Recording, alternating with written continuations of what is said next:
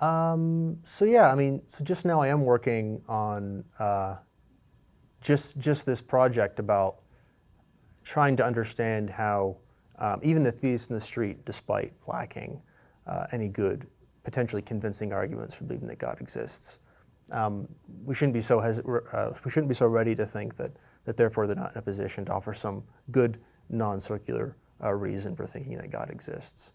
I think they can do so perfectly well by citing things like their religious experiences, by citing intentional actions, activities that they've done that are described on a level where God is involved, like praying to God or worshiping God, serving God through charitable deeds.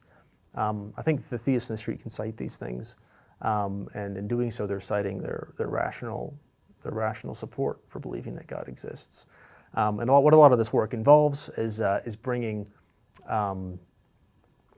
the debate between so-called conservativists and liberals in the epistemology, just basic visual perceptual knowledge, to bear in religious epistemology.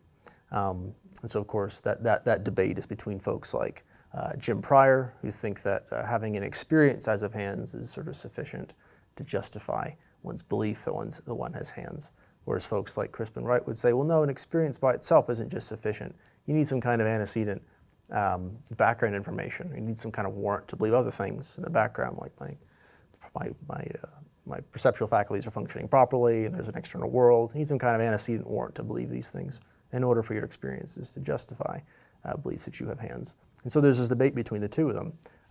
If James Pryor is right, that mere experiences of hands are sufficient to justify belief that here are hands, well then we seem to have good reason to think that Moore's famous argument for the external world, G.E. Moore's argument, look, here are hands, therefore there's an external world.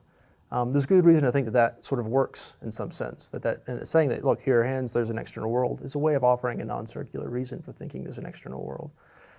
So I'm basically applying those insights, especially those insights, the liberal insights of James Pryor, to the religious case, and saying, look, if that's the case, then why not think that religious experiences all by themselves, without any background assumptions or belief that God exists or anything? Why not these religious experiences themselves sufficiently justify